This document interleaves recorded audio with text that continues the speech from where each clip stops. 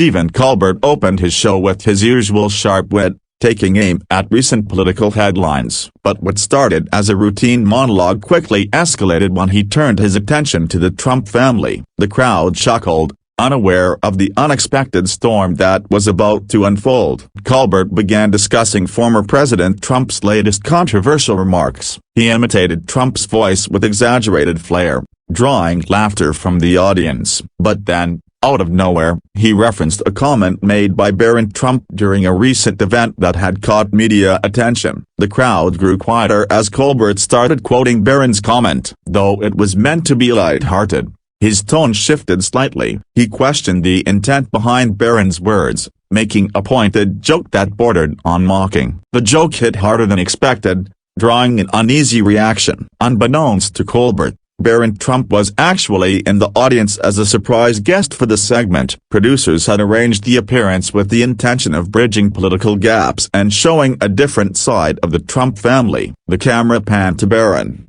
who looked stunned and uncomfortable. Colbert paused briefly, clearly caught off guard upon noticing Barron's reaction. He tried to backtrack, adding a joke about the awkwardness of live TV. But the tension in the room grew, and the audience stopped laughing altogether. What was meant to be comedic turned suddenly emotional. Barron's expression changed from surprise to visible distress. He shifted in his seat and looked away from the camera. The camera, however, didn't cut away quickly enough, capturing a tear rolling down his cheek. Viewers at home began reacting instantly on social media. Colbert, realizing the effect of his words, attempted to lighten the mood. "Hey, we've all said silly things when we were younger," he said with a nervous chuckle. But it didn't land. The live audience remained quiet.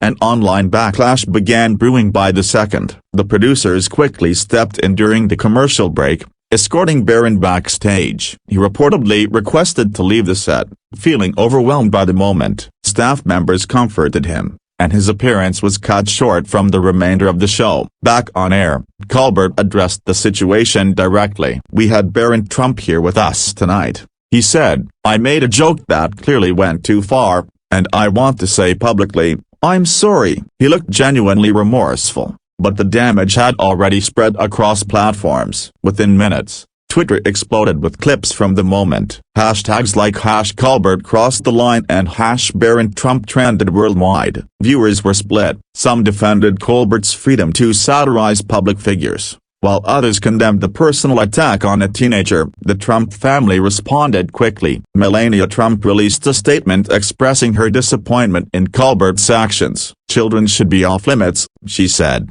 "No child, regardless of political affiliation, deserves to be publicly humiliated." Donald Trump himself took to Truth Social, blasting Colbert and calling him a coward hiding behind a teleprompter. He demanded an apology not just to Barron, but to the entire family. "This is what the radical left thinks is funny," Trump posted. Meanwhile, supporters of Colbert defended him, pointing out that Barron had made public statements and attended political events, which opens the door to satire. But even some comedians admitted the segment crossed an invisible line. The consensus was divided and intense. Late-night TV analysts discussed the fallout the next morning. Some claimed this moment marked the turning point in how young public figures are treated. Others questioned the judgment of Colbert's writers and producers for not screening the jokes beforehand. Barron, according to close sources, was deeply affected. This wasn't his first time dealing with public scrutiny, but it was the first time it had brought him to tears in front of a national audience. He reportedly told his mother he didn't want to attend any more media events. The controversy spiraled beyond entertainment. Politicians began weighing in. Some Republicans used the moment as proof of media bias and lack of boundaries. A few Democrats,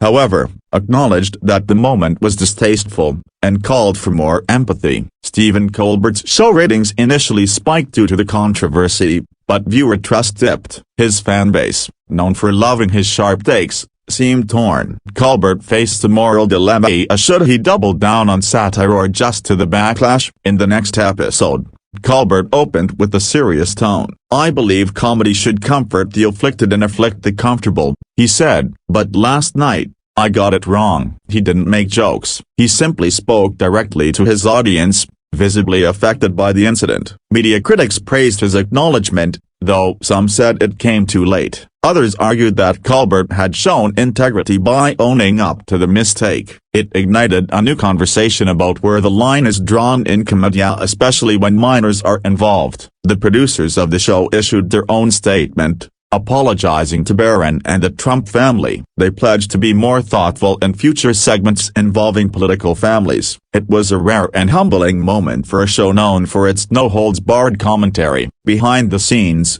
Barron received support from unexpected places. Fellow political families, including the Obamas and Bushes, sent private messages offering kindness and encouragement. The bipartisan compassion was a rare moment of unity in a divided landscape. For days, news outlets covered every angle. Did Colbert cross the line? Should political children be discussed at all? Where is the line between satire and bullying? Pundits debated on air while millions watched the clip again and again. Colbert's apology, while sincere, didn't satisfy everyone. Some demanded disciplinary action or even a temporary suspension. Sponsors reportedly raised concerns, though no ads were pulled. Still, the show's team held emergency meetings to discuss damage control. Barron stayed out of public view for several days. His school and friends reportedly offered support, but he remained withdrawn. It was a rare glimpse into the emotional toll fame and politics can take on someone who never chose this life. In private,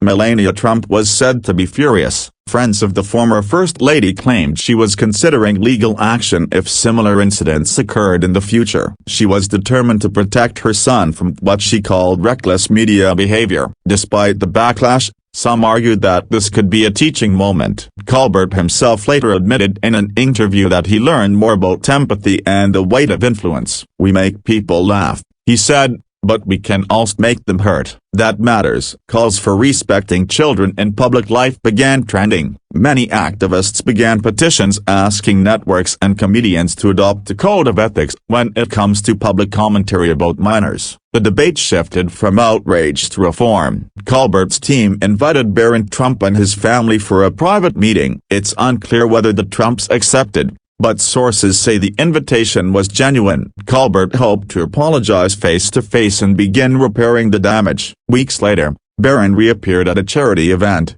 smiling again. Though visibly cautious, he carried himself with poise. Many noted his grace and maturity, a quiet rebuke to those who had underestimated him. The incident had marked him, but didn't define him. Colbert continued his show with renewed mindfulness. His jokes stayed sharp, but with a more measured tone when approaching sensitive subjects. He joked about his own misstep, calling it a lesson learned the hard way on national television. The media moved on, but the memory lingered. It reminded audiences and entertainers alike that humor can connect or divide. It's a powerful tool, and sometimes, even a sharp tongue needs a softer edge. The clash may have ended, but its echo will shape late night forever.